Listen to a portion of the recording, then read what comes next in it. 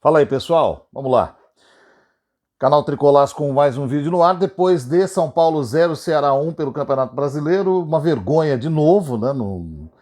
Quando a gente usa o termo vergonha, é bom que se diga o seguinte: não é que é vergonha o Ceará ganhar do São Paulo. O Ceará está lá para jogar futebol, assim como o São Paulo está lá para jogar futebol. São duas equipes, os objetivos são os mesmos. A vergonha é baseada naquilo que cada um representa. Então, o São Paulo é uma força gigante do futebol brasileiro, o Ceará é uma força regional. O São Paulo fatura muito mais que o Ceará. O São Paulo tem o elenco mais caro que o do Ceará e tem maiores investimentos do que o Ceará. Então, quando você observa esses dois aspectos, você pesa e você vê que o time do São Paulo não consegue oferecer resistência ao Ceará, isso se torna um vexame. Não pelo Ceará, mas pela falta de capacidade do São Paulo de responder ao Ceará. Perder passivamente para o Ceará. Esse é o grande problema. Então a gente tem uma segunda-feira horrorosa para o São Paulo, que começa com um protesto que tem baixa adesão, até porque o horário não ajuda. Vamos combinar que o jogo às 8 da noite de segunda-feira é complicado. E aí qualquer coisa que você faça antes disso, para atrair gente é muito difícil. Mesmo que o assunto seja sério, como é o protesto contra a diretoria do São Paulo. Então, tem vídeo do Baby aí reclamando da torcida, dizendo que a torcida do São Paulo não ajuda, né? Que se depender da nossa torcida tá fudido e tal, mas, pô, tem que ver que tem toda essa dificuldade para chegar até ali. Também é um protesto muito do estranho, porque, assim, tem faixa de fora Casares, tem faixa de fora Belmonte, tem faixa de pedindo respeito e tal, mas, assim, você percebe que o peso do protesto é muito mais em cima do Belmonte do que em cima do Casares. Belmonte, que aliás foi o único dirigente são paulino nos últimos tempos a aparecer numa entrevista ao vivo e responder a perguntas de repórteres, coisa que o Casares não faz há muito tempo.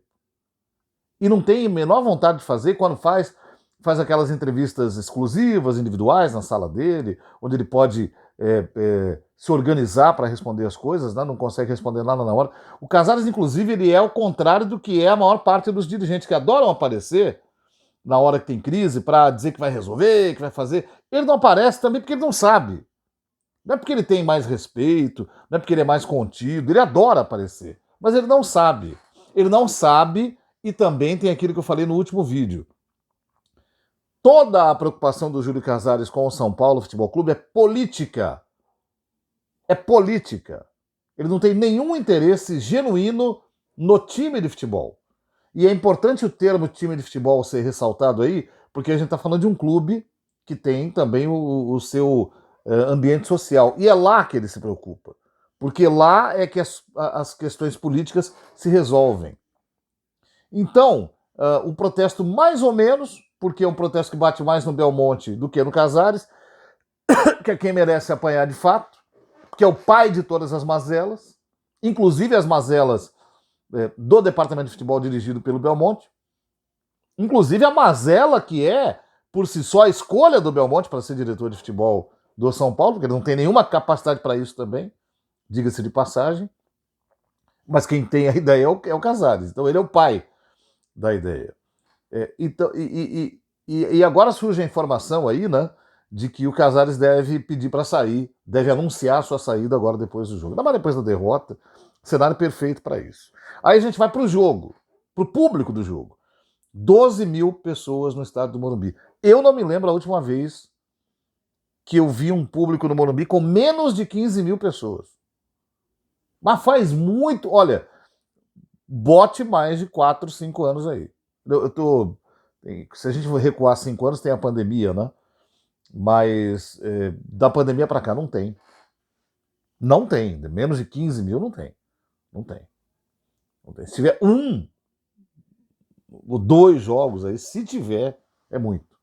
É muito. Isso é reflexo direto de três coisas: frustração com a eliminação da Libertadores, preço dos ingressos abusivo, porque, cara, você vai jogar contra o Ceará 8 da noite depois de ter caído na Libertadores, não pode custar R$ 100 a arquibancada central. Não pode. Isso é uma piada de mau gosto. Isso é uma piada de mau gosto. E o horário em si, que é ruim. O horário em si já afasta. Em situação normal, era um jogo que a torcida do São Paulo iria com 33, 35 mil pessoas, que na média atual de São Paulo é um público baixo, mas seria um público de uma segunda-feira à noite. Agora, sem os outros aspectos, é um público baixíssimo que perdeu também a confiança. Eu sou contra, eu acho que tem que lotar. Eu lamento quando a torcida vai em baixo número. Eu não fui hoje também, mas eu estou dizendo, e nem era fácil, porque eu trabalho até as 8, então não tem como estar em 2 lugares ao mesmo tempo. Mas lamento, eu fico triste que a torcida não tenha ido, eu acho que ela tem que ir. Agora, é compreensível que tenha chegado nessa situação, porque nos últimos anos, mesmo com eliminações, a torcida continuava indo, porque ela tinha algo em que acreditar depois. Um time que vai melhorar, um torneio que o São Paulo vai buscar depois desse aqui, uma classificação importante. Com esse time atual, com essa situação atual, não há perspectiva. Não tem nenhuma perspectiva de que o São Paulo vai conseguir entrar no G6. O São Paulo termina a rodada em 7º lugar, mas não se sabe se ele vai entrar no G6. Ele perdeu para o Ceará, então ele está a 5 pontos do Bahia, que é o 6º colocado. Se ganhasse, iria ficar 2 pontos, mas aí ainda depender de combinação de resultado para um dia passar. Com 5 é mais difícil ainda. E com 5 menos, ainda tem na cola o Fluminense, tem na cola o próprio Ceará, está perto ali, né? O Grêmio subiu na tabela, está chegando perto ali. Então o São Paulo pode perder esse 7º lugar e não chegar no 6º. Aí não tem mais a perspectiva de Libertadores. Então você não tem nenhum título conquistado, queda nas outras 2 Copas e nenhuma perspectiva de estar na principal competição. Aí a torcida que até hoje nunca abandonou o time, porque sempre tinha uma perspectiva na frente, perdeu o interesse. Porque ela também sabe que quem está fazendo tudo para dar errado é a diretoria que continua lá, que deu o golpe para se reeleger e que nunca resolveu os problemas do São Paulo. Detalhe importante, de novo, sobre diretoria. Toda vez que a gente fala a pior diretoria da história do São Paulo, eu já falei isso outras vezes, mas eu vou lembrar de novo, porque as pessoas não pegam, não conseguem ver vídeos anteriores, nem sempre lembram do que sai na imprensa, ou não tem tempo de ver. Então vamos lá. Por que essa é a pior diretoria do São Paulo? Porque dizia-se assim, o pior presidente do São Paulo foi o Leco. Muito bem. O Leco não ganhou nada e deixou o clube com 500, quase 600 milhões de déficit.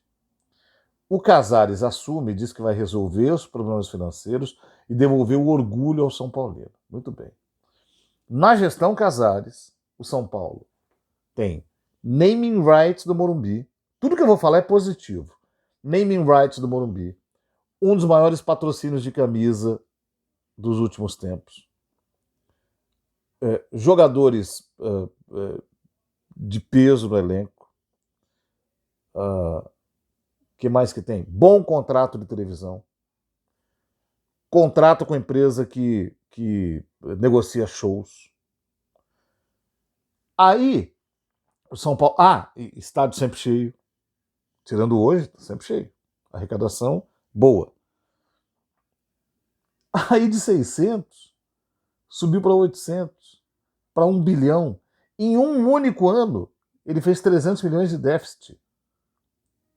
Então, de novo, você pega o clube do pior presidente com dívida.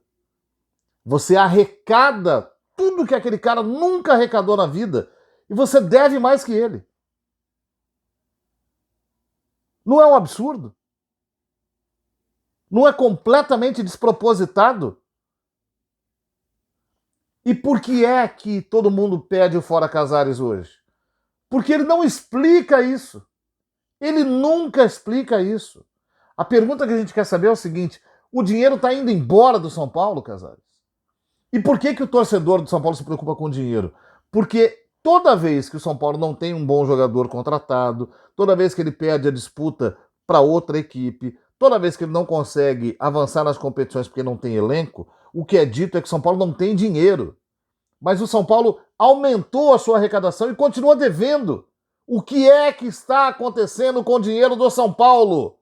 Essa é a pergunta que ninguém responde.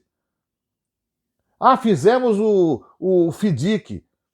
Como é que tá isso? Arrecadou, não arrecadou? Furou? Como é que tá? Só o Casares pode responder, cara. Vai fazer agora a questão lá, a história de arrendar Cotia por um valor irrisório, hein? 250 milhões. Tem time aí que já vendeu um jogador por 250 milhões. Há quem tenha avaliado dito que a proposta é boa. Gente boa, inclusive. Mas vamos lá, independentemente de boa ou ruim. É mais dinheiro que vai entrar e que vai virar dívida depois? Porque essa é a confiança que a gente perdeu.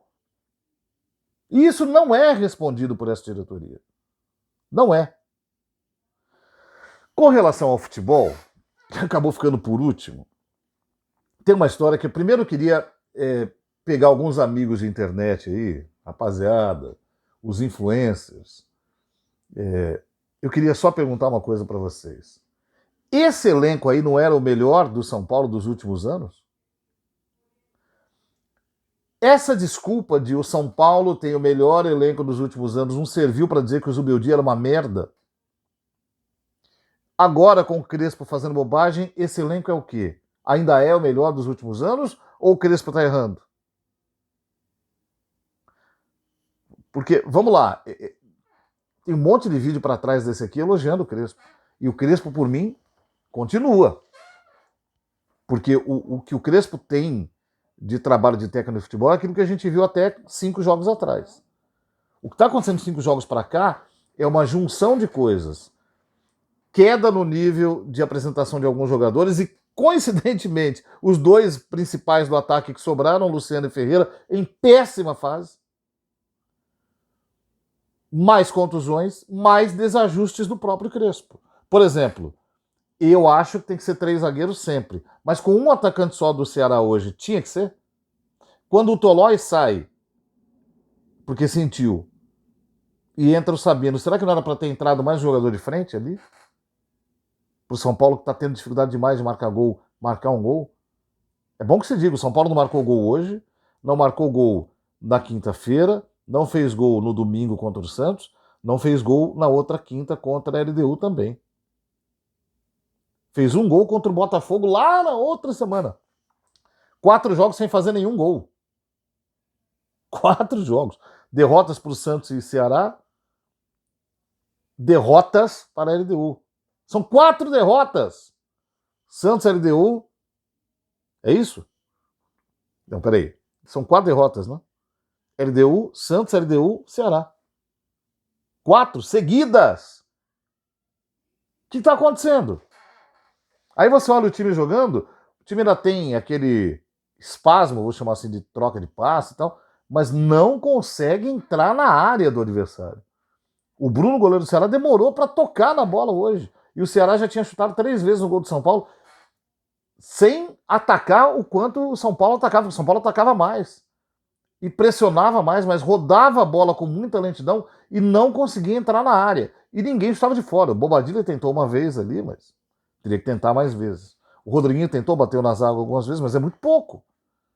Então aí é para questionar, pegar o Crespo, você tem que criar uma solução. Técnico de futebol existe para isso.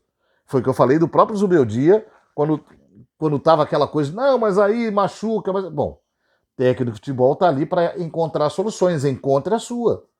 O Zubeldia não encontrou, saiu. O Crespo agora precisa encontrar uma solução. Ah, o São Paulo não faz gol, o Luciano tá em má fase, o Ferreira tá em má fase. Ué, encontre a sua solução.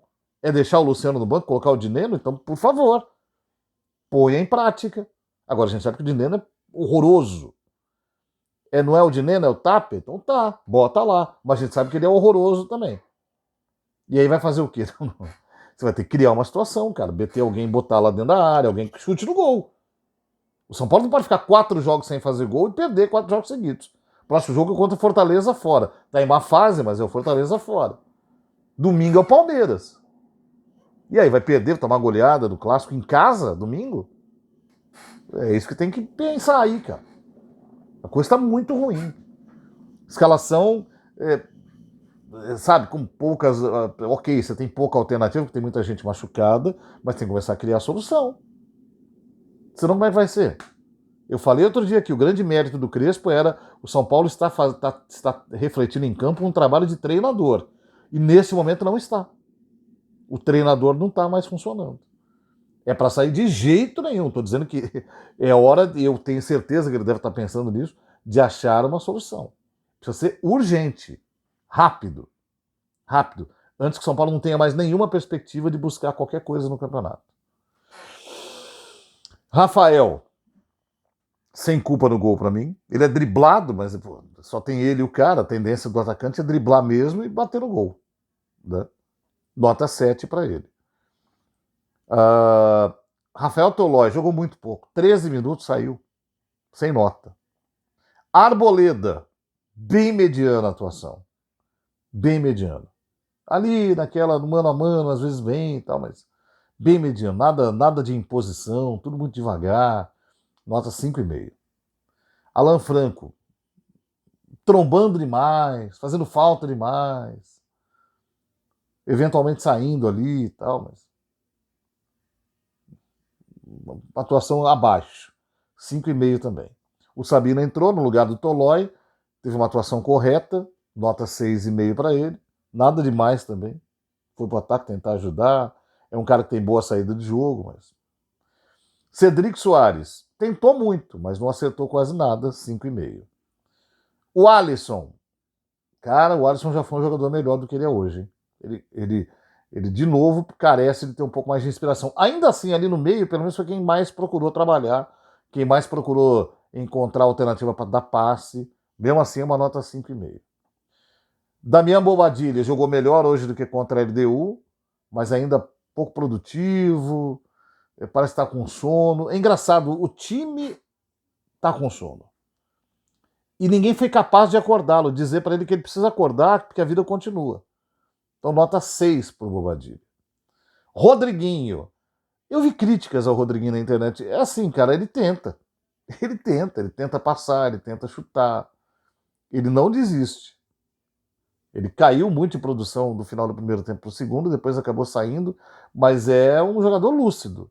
Vai ganhar uma nota 6,5 pela lucidez hoje. Era o único que pensava em alguma coisa, que tentava organizar alguma coisa no meio de campo do São Paulo. Enzo Dias, olha, partida apenas correta, nada demais, nem para acertar, sabe, nem para buscar o fundo, fazer um cruzamento que sirva. Pouquíssimas vezes tentou. Nota 5,5. Luciano, péssimo, perdido em campo, não sabendo onde ia, não sabendo se antecipar os zagueiros, não sabendo se colocar como um atacante que ele sabe, pouco inspirado para definir, nota 3. E o Ferreira também. Cara, sem inspiração, sem velocidade, sem vontade, sem organização, nada. Nota 3 para ele também. Péssimo. Entrou o Mailton no lugar do Cedric. Um pouco mais de velocidade, só bons cruzamentos na área, mas que a defesa sempre interceptou. Vai ficar com uma nota 6 pelas tentativas. Já tinha entrado o Sabino, já dei a nota dele. Entrou o Lucas Moura, ainda sem ritmo de jogo. Mas olha, vou falar uma coisa. O Lucas foi o cara que entrou, que deu mais movimentação para o meio e ataque do São Paulo depois. Mas assim, ninguém aproveitou um lance que ele tentou criar. Eu vou dar uma nota 6,5 para o Lucas, por causa da sua insistência em fazer dar certo. Dineno, muita luta, pouca bola, nota 5. E quem mais que entrou ali? Bom, entrou Sabino, entrou Mailton, entrou Dineno, entrou Lucas. É isso? É isso. É o que teve para hoje. Esse é o São Paulo nosso aí que tem que melhorar. Tem que melhorar. Quinta-feira vai ser outra batalha doída. Valeu, gente. Por esse vídeo é isso e até a próxima. E fora Casares.